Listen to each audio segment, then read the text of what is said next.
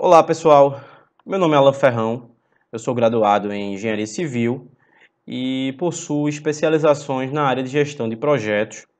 E atualmente estou gerenciando o setor de engenharia da construtora Rio Ave, que é uma empresa que agora em 2018 estará completando 50 anos de história e que atualmente foca suas atividades na construção de empreendimentos comerciais, residenciais de alto padrão e hotéis em parceria com bandeiras internacionais. Bandeiras essas, a exemplo de Marriott, Ramada, Meliá, o grupo Windham. Então, são alguns dos grupos que a gente foi captar realmente para trazer hotéis de renome internacional aqui para o estado de Pernambuco, visto que nosso estado era bem carente no que diz respeito à nossa rede hoteleira antigamente.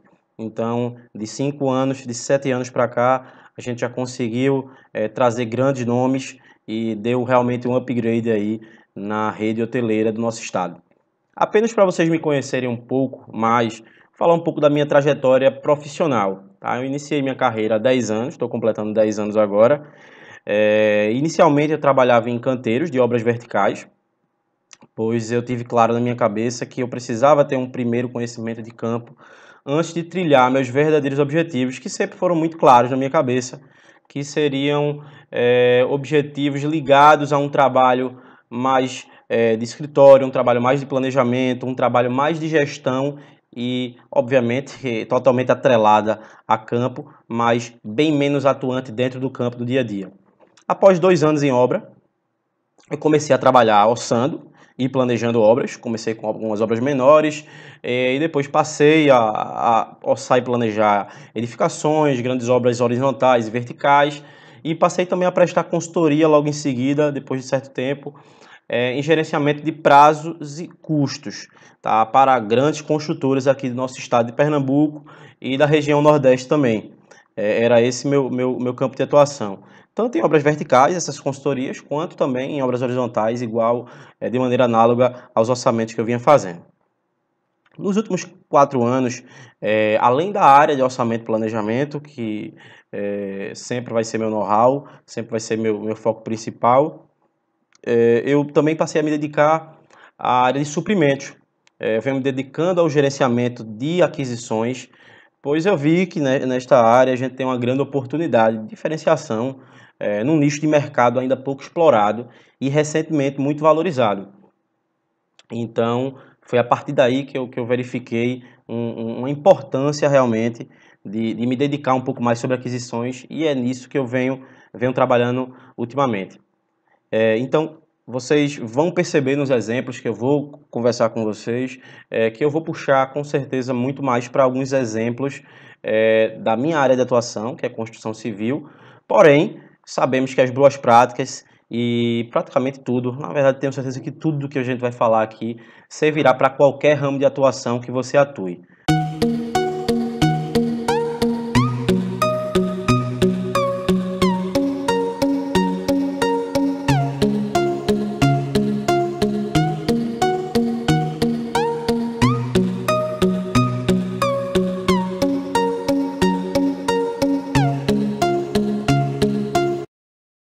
Neste bate-papo, traremos alguns dos erros mais graves que a maioria dos planejadores cometem.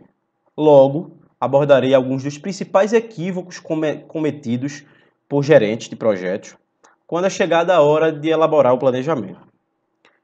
Como temos um público altamente volumoso e diversificado nessa palestra, eu tentarei trazer um pouco de teoria, buscando trazer informações úteis aos mais variados níveis de experiências que vocês possam ter.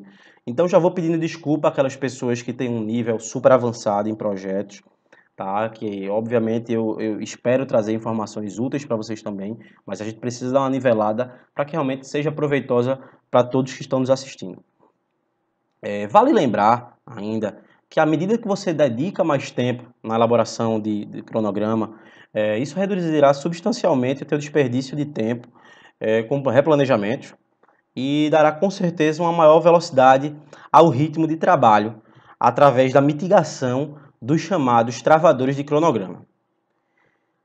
Ainda introduzindo sobre o tema, não iremos aprofundar muito naqueles erros operacionais clássicos que existem na elaboração de cronogramas em softwares, tais como imputar elevado número de restrições, superalocação de recursos, a não definição da duração das atividades, dentre outros. Enfim, N que vocês possam ter, independente de software, se seja no Microsoft Project, se seja no Primavera, ou até mesmo em Excel. Enfim, eu não vou entrar na celeuma dos erros operacionais. Nosso foco aqui será identificar, corrigir e prevenir os erros de concepção de um planejamento, como um todo, tá? Envolvendo não apenas áreas de conhecimento de tempo, mas também aquisições. A gente vai falar de stakeholders. Vamos entrar numa parte também, comentar um pouco, abrir um parênteses falando de comunicação e assim por diante. Em outra oportunidade, poderemos aprofundar um pouco mais nesses erros operacionais citados inicialmente. Em outra oportunidade, em outra palestra. Então, existem bons materiais na web bem diretos sobre esses erros operacionais, como você fazer realmente para evitar esses erros que são detalhes, mas que acabam realmente prejudicando, e que são aqueles detalhes que a gente passa horas e horas para conseguir identificar, mas que são apenas detalhes de fato executivo, não tem outra palavra que eu esteja procurando. Aquele tipo de afirmação de que o papel aceita tudo, muito dito em chão de fábrica, particularmente em obras, eu escuto muito falando disso, se aplica bastante nesse tema, pois aquela utopia de projetos realmente ela é seguida na literatura, no PMBOK ou em qualquer outro livro. Porém, no dia a dia, a peculiaridade no campo de projetos, com a concorrência que a gente tem realidades totalmente diferentes. Apesar dessas particularidades, dessas peculiaridades, na verdade, os erros eles podem ser evitados. E é possível aplicar as ferramentas de gerenciamento de projetos, mesmo com aquela correria diária. Essas ferramentas, na verdade, elas existem para que na correria diária e na alta demanda, você não se enrole, você consiga ter ferramentas realmente poderosas para te dar um suporte e que você não dependa de cabeça, que você não dependa de ter um projeto só, que isso nunca vai acontecer. Então, é para isso que elas servem e elas não vêm para burocratizar, elas vêm de fato para te ajudar e te dar uma maior segurança na hora de planejar e de gerenciar teu projeto. Todos os projetos que venhamos a estudar como case, neles encontraremos erros e dificuldades enfrentados pelo GP, pelo gerente de projeto e a equipe de projeto, pois existem stakeholders, que são partes interessadas. Eu já citei anteriormente essa palavra, mas é melhor que a gente já explique o que ela significa para quem não tem uma familiarização muito grande com todos esses termos de gerenciamento de projetos. Stakeholders nada mais são que todas as partes interessadas, sejam elas contra, a favor. Então é a explicação mais básica e não vou aprofundar no que seria um stakeholder. E um stakeholder de toda a natureza, todos os níveis a gente está lidando com clientes, com membros de equipe, com patrocinadores difíceis de lidar, com associações ambientais, com índios, com dos mais diversos stakeholders, com a esposa quando você for fazer um projeto de reforma de sua casa, enfim, stakeholders são N as opções e realmente todas as partes interessadas são caracterizadas como stakeholders. Para vocês terem ideia, as estatísticas apontam que cerca de 4 a cada 10 projetos iniciados não atingem os resultados esperados inicialmente. Podemos considerar essa estatística um tanto quanto carregada. Mas mesmo assim, vamos lembrar que é possível sim finalizar um projeto com sucesso. Afinal, ainda existem os outros 6 a cada 10 projetos. Lembrando que o sucesso de um projeto ele é medido pela satisfação dos seus stakeholders. Se não houver a satisfação dos stakeholders, ao menos da maioria, ao menos da maior parte dos mais importantes dos stakeholders, é aí que você vai poder medir se seu projeto foi um sucesso ou não. Existem projetos que são tidos como insucesso, existem alguns cases desses, mas que na verdade são um sucesso porque no fim após até certo tempo, eles passaram a dar um retorno para os stakeholders que nem eles mesmos esperavam. Então, a gente tem esses casos interessantes. Se vocês quiserem ler um pouco mais sobre o caso da Taurus, por exemplo, daquele carro antigo que muito táxi usou, no exterior principalmente, ele é um desses casos. Também não vou aprofundar nesse exemplo agora, mas é uma história bem curiosa. E é isso. Passando e continuando a dar uma introdução sobre o tema, o gerente de projetos ele precisa explorar todas as áreas do conhecimento para aumentar as chances de sucesso de um projeto. Não só planejar a comunicação, como ser um agente agregador disso, pois ele precisará unir uma equipe diversificada e que estarão em prol de um mesmo resultado, gerenciando esses stakeholders com interesses e níveis de poder totalmente diferentes. Então, você vai precisar saber lidar, saber se comunicar com todos os tipos de stakeholders, sejam eles de baixo poder, de alto poder, contra ou a favor. Quanto maior o número de tarefas, mais suscetível ao erro fica o profissional. Logo, é preciso se valer das boas práticas de gerenciamento de projeto para reduzir a probabilidade de acontecimentos desses problemas. A atenção diária redobrada e o foco ajudarão o gerente de projeto a não cair nesses buracos, ou apenas a reduzir a chance de que você caia num buraco desses. Agora que já conversamos um pouco sobre o tema, de maneira bem geral, de maneira superficial, vamos tratar a seguir de alguns dos maiores erros que atrapalham o bom planejamento do projeto. Assim como, durante essa explanação, ficarão explícitas a maneira de reconhecê-los e, consequentemente, quais os caminhos seguir para corrigi-los quando fatalmente eles vierem a acontecer. E o que fazer ainda para que a gente evite que esses erros se repitam em novos projetos. O primeiro dos problemas que trataremos são as alterações de escopo do projeto. E para introduzir um pouco sobre esse tema, eu gostaria de começar com uma sentença bem interessante que eu separei aqui no material para a gente dar uma refletida nela. E o interessante é de quem foi o autor dela. Se você não sabe onde quer ir, qualquer caminho serve. Simples assim. Essa frase é de um escritor britânico chamado Lewis Carroll, que é o autor de Alice no País das Maravilhas. E ela retrata muito bem o que seria um projeto com escopo indefinido, um escopo frágil. Ou seja, seria algo totalmente perdido, que começa com um objetivo mal estabelecido e, como consequência, tem um caminho totalmente torto e sem rumo. Com o decorrer das explicações sobre esse tema, vocês verão que Lewis já falava de problemas da indefinição de escopo desde a década de 40, aproximadamente década de 30, 40, 50.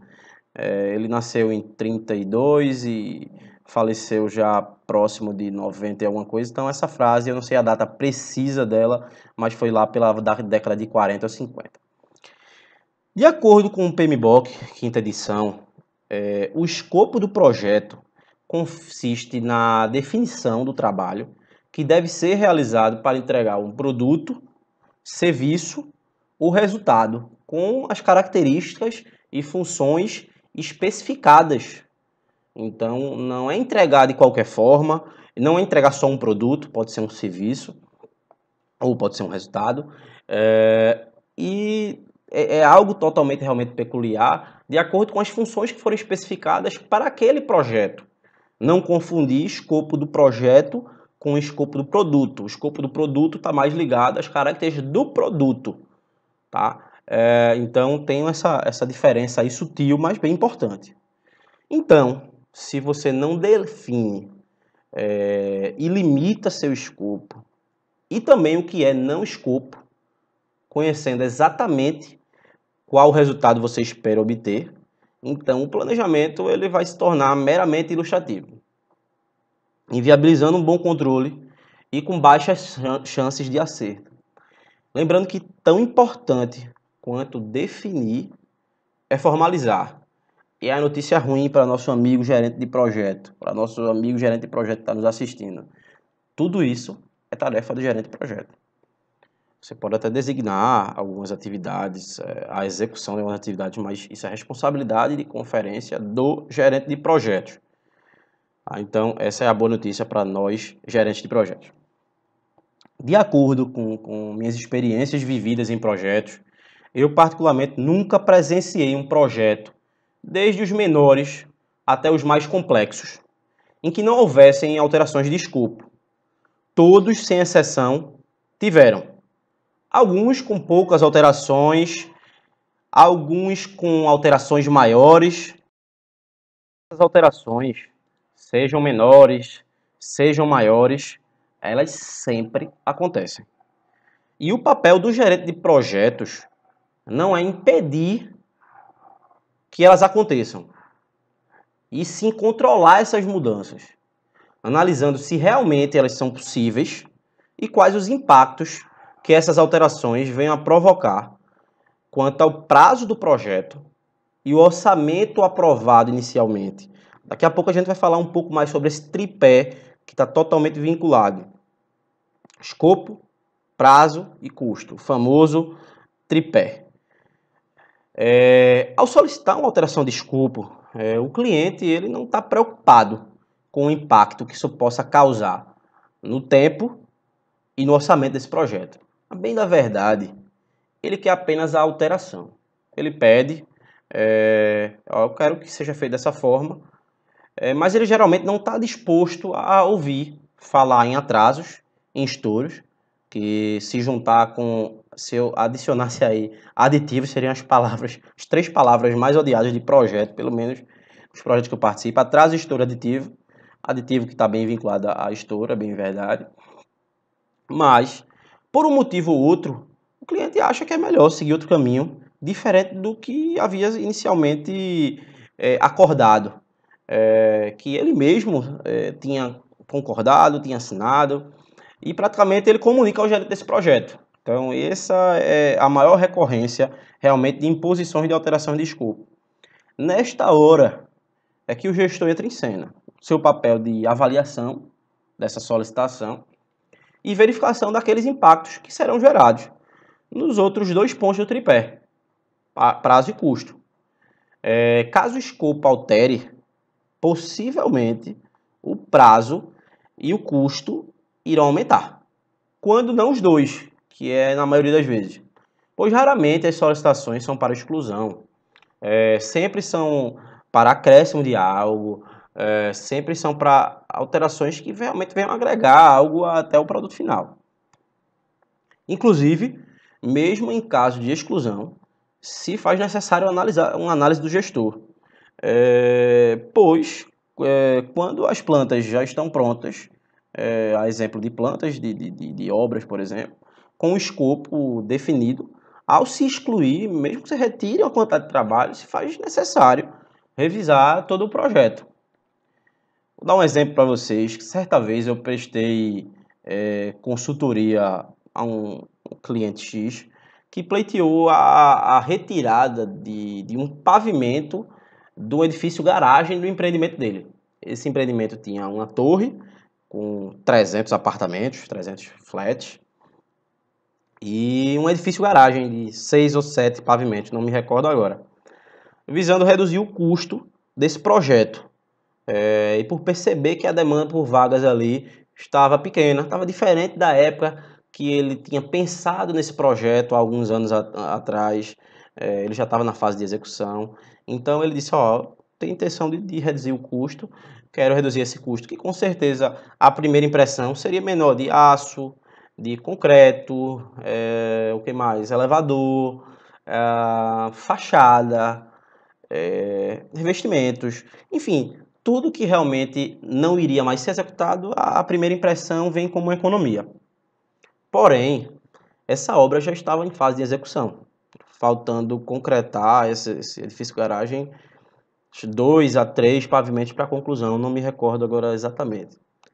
Nesse cliente, inclusive, como já era um cliente com recorrência de muitas solicitações de alterações, a gente implantou um comitê gestor de mudanças, a gente chamou de CGM, que era um comitê voltado para analisar, ajudar esse gerente de projetos, reunindo os técnicos, gerentes funcionais, diretoria da empresa, porque eram projetos importantes para a diretoria da empresa, eles sempre queriam estar a par disso. E em reunião começamos a levantar que essa ideia inicial de economia viraria um prejuízo mais na frente. A gente levantou que o elevador dessa obra já estava comprado. Logo, não haveria uma economia neste item, porque ele já estava fabricado, o fornecedor não iria fornecer, não iria dar nenhum desconto nisso. A fachada de vidro já estava com o contrato fechado, todo o mapeamento concluído. Ou seja, além de ser difícil descontar essa área terceirizada, muito provavelmente ele ainda viria atrás de um aditivo pelo retrabalho do mapeamento. Tá? As plantas estruturais não seriam revisadas a tempo, ou seja, ficaríamos com equipe ociosa, muito provavelmente, onerando, imagine, 15 carpinteiros e 7 ferreiros parados, fora os serventes, fora os ajudantes deles.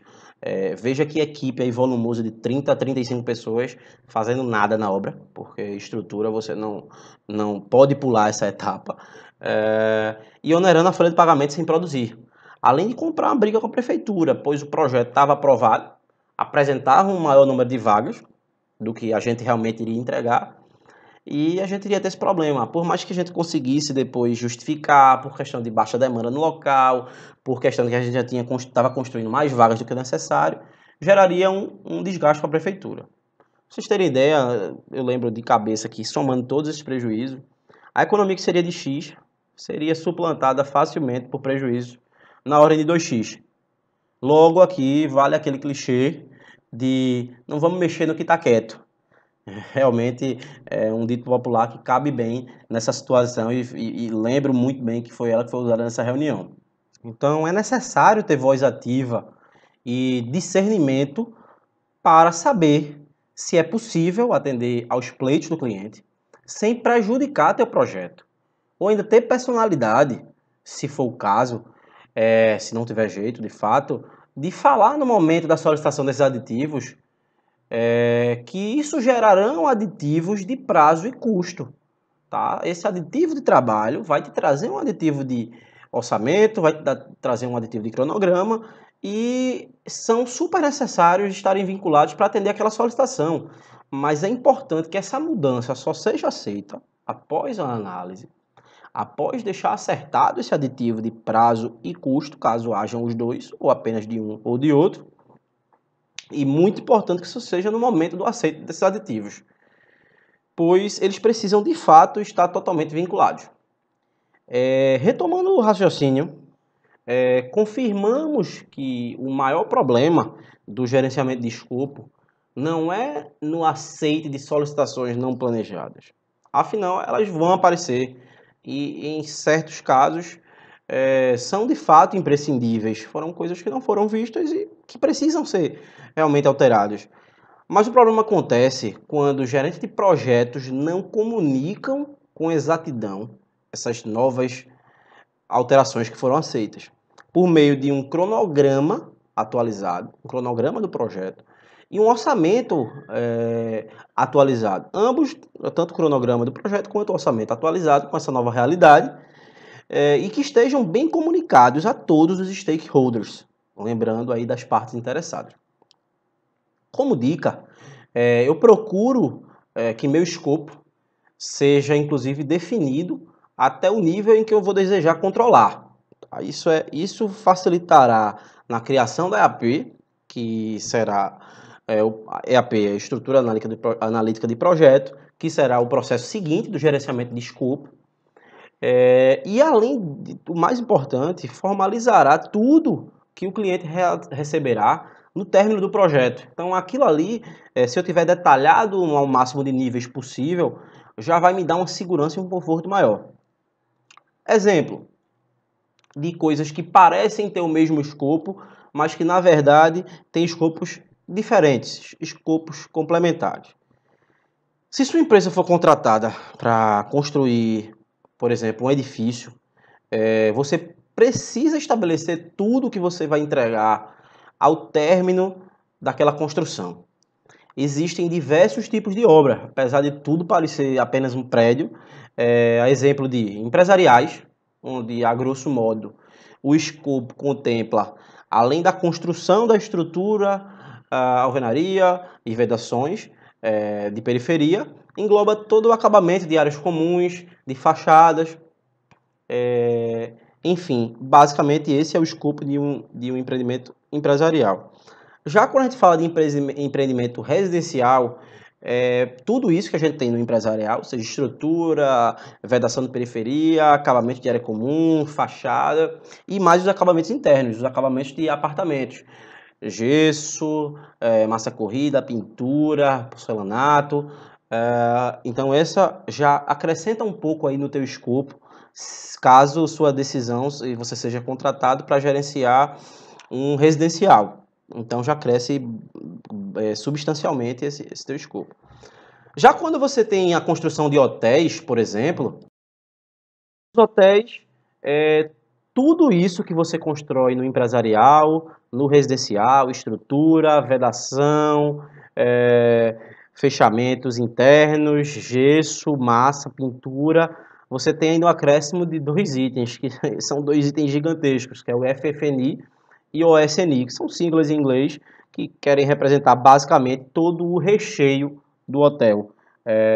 Todos os móveis, luminárias e operation supplies, me fugiu a terminologia em português, suprimentos de operação, que são talheres, copos, toalhas, sofá-cama, cama, lençol, guardanapo, enfim, para você ter ideia, aparentemente o trabalho seria o mesmo de construir um prédio residencial, empresarial e um hotel, mas na verdade a quantidade de trabalho a ser empenhada na construção de um hotel trará um escopo muito mais extenso, chegando a ser 3 vezes o tamanho de um escopo daquela tipologia inicial que a gente estudou, que foi a de empreendimentos para receber escritórios. Então, são escopos de tamanhos e de equipes totalmente diferentes, prazos diferentes, então muito cuidado para que isso fique muito bem definido, não seja apenas construir um edifício, porque realmente você está com um escopo totalmente indefinido, se for dessa forma. E como evitar esses problemas relativos a alterações de escopo? Bem, vou falar duas formas que eu considero como sendo as principais para tal, que é a proximidade da equipe de projeto com o cliente, pois, à medida que o cliente, seja ele interno ou externo, participa diretamente da elaboração do escopo, do planejamento e das outras atividades do projeto, lacunas de comunicação vão sendo eliminadas. Além disso, a convivência com a equipe na fase de execução é também uma grande oportunidade de autorreflexão para o próprio cliente definir melhor as características do que ele quer, do produto, do projeto. Logicamente, a maior parte dos projetos, o cliente não vai ter essa disponibilidade de tempo para integrar a tua equipe. Mas tenta fazer com que seja ao máximo, quando não que alguém o represente, quando não que faça uma conferência, mas cabe de fato à equipe de projeto e ao gerente do projeto conduzir ações para estimular essa proximidade entre as partes, para que o cliente se lembre, tome essa consciência de que ele é um stakeholder primordial ao projeto.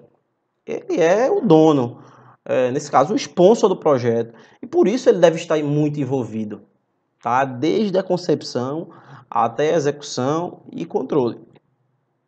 Uma outra que, para mim, aí já está entrando na opinião Alan, que evita bastante problema com a alteração de escopo, é a consulta aos técnicos especialistas nos momentos iniciais da montagem do escopo. Para mim isso é primordial, inclusive com a assinatura dos mesmos no escopo. concordando com aquilo, dizendo realmente o escopo é esse, está aqui bem definido, tintim por tintim, e é isso. É uma falsa ilusão, inclusive, que apenas os clientes, principalmente externos, solicitem alterações de escopo. Muitos técnicos propõem mudanças no meio do caminho, ou porque tem uma impressão de possível redução de custo, e falei impressão, daqui a pouco vocês vão entender por quê, ou redução de tempo, porque ele de fato acha melhor esse novo caminho, ou por qualquer outro motivo, vaidade, enfim, tem N motivos que um técnico pode solicitar isso no executar do projeto. O grande problema das sugestões dadas por técnicos, sem ser balizadas pelo gerente de projeto, ou seja, quando é parte apenas do técnico, é que ele não tem uma visão global. Realmente aquele caminho certamente será melhor do que o planejado inicialmente. Porque ele, como técnico, bom técnico se preze, ele está vendo em loco, ele já teve a oportunidade realmente de passar e de ver, eita, isso daqui agora vai dar errado. Ele não teve essa capacidade de fazer isso lá no planejamento, mas agora fica bem mais fácil, e ainda mais ele como técnico, de visualizar isso e de propor um novo caminho. Porém, acatá-los sem fazer uma revisão integrada pode ser um grande tiro no pé que você, gestor, pode dar. Lembrando que o técnico está dando um upgrade em uma das entregas do projeto, mas ele não faz ideia do impacto disso no restante do projeto.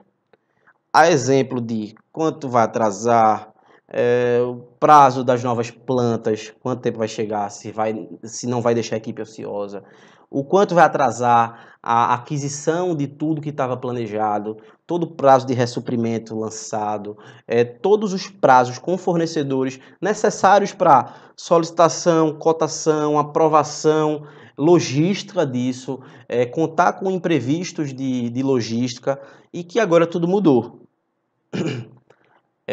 Então, esses são os dois que eu considero como as principais formas de você evitar que seu projeto sofra muito com as alterações de escopo.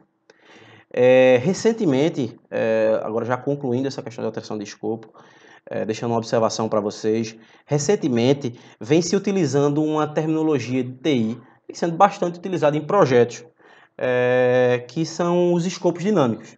Existem técnicas para escopo dinâmico, porém a gente não vai aprofundar nisso aqui hoje para não entrarmos por esse outro caminho.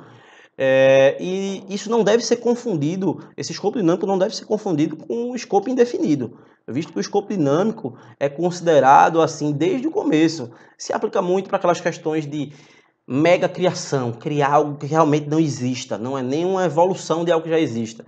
Então fica muito difícil você definir esse escopo desde o começo. Por isso que você já o considera como um escopo dinâmico desde o começo. Tá? Então já o escopo indefinido é aquele que você acha que está definido, o considera dessa forma, mas na verdade você vai perceber durante o projeto que ele não estava, que ele estava realmente susceptível a diversas alterações que vão ser solicitadas. Chute das estimativas. Seja por pressa no levantamento de quantitativos ou por falta de conhecimento propriamente dito, conhecimento técnico suficiente para tal, então, consequentemente, o prazo para determinada atividade, sendo estabelecida em quantidades irreais, será totalmente incorreto. Seja por qualquer um dos motivos citados anteriormente, quando o gerente define esse prazo por conta própria e cobra da equipe a conclusão neste prazo, se tem um belo cronograma na teoria, mas um belo desastre na prática. Pois um cronograma arrojado é muito bacana para se apresentar ao cliente, mas quando ele é infactível, ele só trará problemas ao sucesso desse projeto. Este problema, inclusive, é potencializado com a tendência de que isso só apareça e só venha a ser percebido quando o cronograma passa daquele primeiro terço da execução, ou seja, as possibilidades de ajustes e os custos as possibilidades de ajuste são menores e os custos de mudanças já são bem maiores. Outro motivo que, apesar de ser importante, leva muitos orçamentistas e, consequentemente, os cronogramas ao erro, é a analogia com projetos similares. Gostaria de deixar muito claro e reforçar que a analogia com projetos anteriores é uma ferramenta importante, inclusive faz parte das boas práticas difundidas e recomendadas pelo PMI, mas em alguns casos ela será uma armadilha, do meu ponto de vista. Para entender, vamos lembrar o conceito de que cada projeto é único e que com características próprias. Portanto, cada um precisa ser orçado e planejado de forma única. É singular. O planejamento é individual. Haverão orçamentos e planejamentos parecidos, mas nunca iguais. Sendo assim, não adianta dar apenas um Ctrl+V, Ctrl+C, que você tenderá ao insucesso. Claro que Ctrl+C, Ctrl+V, os famosos, eles ajudam, pois você vai poder aproveitar a máscara de um orçamento ou planejamento análogo. Mas ele precisará ser analisado pelo gerente de projeto e 100% confeccionado para este projeto atual. Muito cuidado para não passar uma vista superficial, porque vai dar errado. Você vai passar por pontos que acham que são parecidos. Realmente isso deve ser assim mesmo. Deve ser assim igual a tal prédio. Deve ser assim igual a tal estaleiro, a tal usina. Enfim, a qualquer ramo de atuação que a gente fale. Eu vou dar um exemplo prático que aconteceu, que eu presenciei em uma dessas consultorias. Foi de um erro grande no orçamento e, consequentemente, no planejamento de um empreendimento de um cliente que eu tive há um tempo atrás, onde o orçamentista pegou a fundação dos prédios. E esse erro vem desde o orçamento, tá?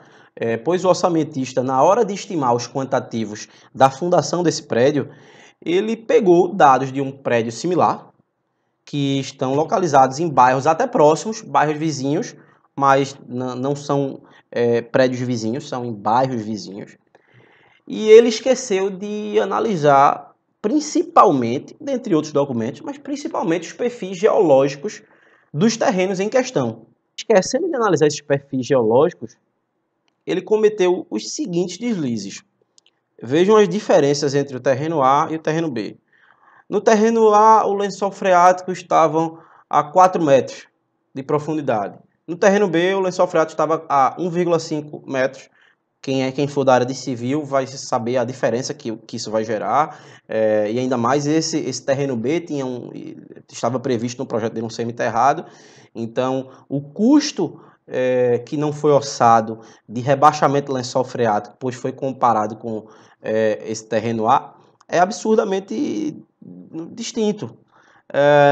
O solo desse terreno A, pouco resistente. Pra vocês terem ideia, o estaqueamento dele foi a um ritmo de 20 estacas por dia. E esse terreno B, havia uma camada de arenito nele, onde só se conseguia cravar uma estaca por dia. Ou seja, no primeiro a gente conseguiria acabar isso em 10 dias úteis, no segundo a gente conseguiu em 200 dias úteis.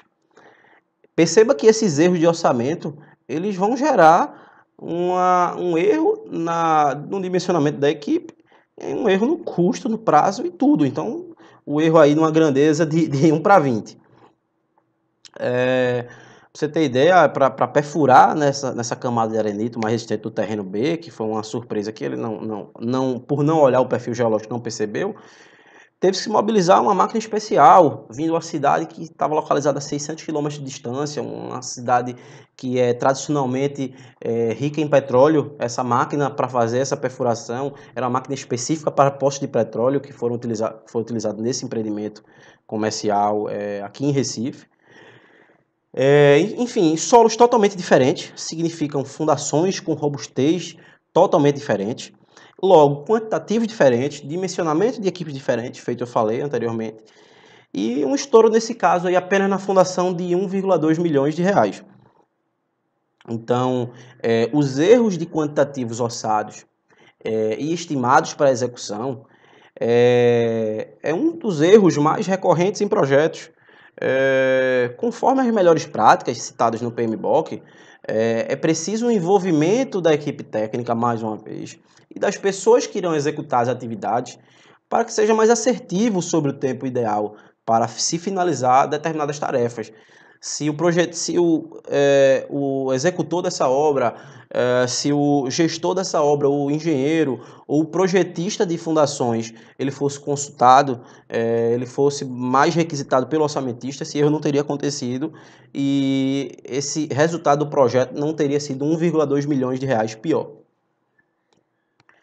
Agora, pessoal, eu não estou dizendo que deve se esquecer o prazo alinhado com o sponsor do projeto, tá? Então, afinal, o prazo alinhado entre contratante e contratado precisa ser cumprido, podendo ser motivo da rescisão com multa para quem descumprir, esse contrato que foi firmado, a depender do contrato. Porém, é melhor ser cuidadoso no começo, pois o desgaste será bem menor se você apresentar o problema logo agora, podendo inclusive chegar num consenso com o sponsor de um aporte maior no início da obra para do projeto como um todo, para que essas ações aceleradoras serão tomadas, tipo um terceiro turno, uma equipe mais robustas, horas extras. O que não poderá ser feito é o gerente de projeto se colocar numa situação que futuramente será uma situação sem saída para ele. Reuniões lideradas pelo gerente de projetos precisam dar uma sinergia à equipe. Haver um consenso entre o líder e a equipe de projetos é de fundamental importância, que como equipe precisarão chegar a um prazo que atenda tanto ao prazo do projeto, desde que sem sacrificar a equipe, e de sem ter um desgaste muito grande até ficar numa situação insustentável, e de preferência sem estourar o orçamento do projeto que foi pré-estabelecido. Lembrando que o momento de sacrificar não é no planejamento. Esta é uma fase onde o diálogo e o respeito precisam ser acima da média, para que o momento do sacrifício não chegue nesse projeto. Então, é muito importante que, obviamente, que o respeito e o diálogo devem ser a tônica sempre, mas nessa fase, principalmente, tem que se ouvir, fazer muito briefing, benchmarking, ouvir todo mundo, realmente se debruçar com toda calma, serenidade e respeito na opinião de todos neste momento. Se todos pensarem e contribuírem, as chances de assertividade no prazo, elas aumentam muito. O gestor precisa também ainda ter um conhecimento muito grande da equipe que está trabalhando com ele nesse projeto, a fim de saber quem tem a maior capacidade de absorver mais trabalho e virarem exemplos, virarem realmente um case de sucesso da equipe para aumentar a produtividade dos demais. Mas é claro que você deve usar essa super produtividade destas pessoas para balizar os demais, desde que isso não sobrecarregue determinado colaborador, determinado liderado, e deixe os demais ociosos, gerando até um mal-estar entre a equipe. Ou ainda pior, se vindo até como âncora desses ociosos para com esses liderados mais produtivos. Então, muito cuidado para que você não perca o bom profissional por causa disso. É sempre bom repetir que a tarefa do líder é extrair e conhecer o máximo possível de cada membro da equipe, além de gerenciá-los de perto, para saber separar as maçãs podres das boas, saber os momentos de separá-las e como separá-las, para que você não acabe perdendo toda a equipe do projeto. Dependendo da estrutura organizacional, outro fator que poderá tanto ajudar quanto atrapalhar, pode ser um bloqueador, um facilitador, é o gerente funcional. Na interface entre gerentes funcionais e o gerente de determinado projeto, precisa ficar claro se ele também disponibilizará a sua força de trabalho, disponibilizará a sua equipe para dedicação ao projeto e se será uma dedicação part-time ou full-time. é muito bom que isso fique muito bem formalizado e alinhado, pois sem essa parceria bem estabelecida, os recursos que você imagina que terá para alocar e que você irá alocar no seu cronograma, na verdade serão bem menores do que o previsto, ou até você pode estar subestimando, caso não haja esse alinhamento com o gerente funcional, caso essa figura exista. O terceiro erro que a gente vai dar uma debatida agora é um planejamento de aquisições deficitário. Uma das áreas mais esquecidas de maneira injusta e que tem altíssimo poder sobre o sucesso de um planejamento e, consequentemente, do projeto como um todo, é o gerenciamento de aquisições. Tradicionalmente, vamos voltar também para entender um pouco dessa área, porque ela é um pouco esquecida. Tradicionalmente é uma área onde a equipe tem o estereótipo daquele funcionário antigo, de confiança, que é o desenrolado e consegue bons descontos. Com a tecnologia cada vez mais frenética e a quantidade de novos materiais e soluções que aparecem a cada dia, num âmbito inclusive que as startups recebem bilhões de investimento para descobrir o amanhã, se fez necessário que o profissional dessa área se qualificasse cada vez mais, que mudasse um pouco o perfil que eu falei anteriormente. Para adquirir esses produtos e serviços cada vez mais complexos, é preciso um alto grau de formação, ao menos na gestão desse setor, para comandar essa equipe. Com a terceirização cada vez mais em foco, as boas práticas da contratação, o controle e encerramento dos contratos torna-se cada vez mais necessária para evitar alguns desgastes entre as partes interessadas e riscos elevados que podem vir a inviabilizar um projeto. Como consequência, várias demandas do setor pessoal passaram para o setor de suprimentos, aumentando também, por isso, a importância e valorização desse setor. Em palestras sobre o tema, o discurso que parece ser ensaiado é quando dizem que é impossível conhecer todos os produtos que utilizamos hoje no campo. Novos, sejam isso em estaleiros, em obras, em farmácias, em qualquer um dos ramos que vocês possam atuar. Novos produtos são inventados diariamente e, caso a gente não tenha o conhecimento teórico, a flexibilidade e facilidade de pesquisá-los em internet, em diversas fontes, geralmente em outros idiomas, para largar na frente da concorrência acirrada aqui no Brasil, estaremos perdidos para comprar algo que não fazemos nem ideia de como é que funciona. Traçando um paralelo com o planejamento de um projeto, absolutamente tudo trava caso não haja um planejamento efetivo de aquisições. Se a lista de necessidades, por exemplo, e o prazo de suprimentos não for preciso, você poderá ter recursos humanos alocados indevidamente, trazendo grandes prejuízos. Esse é um dos grandes problemas.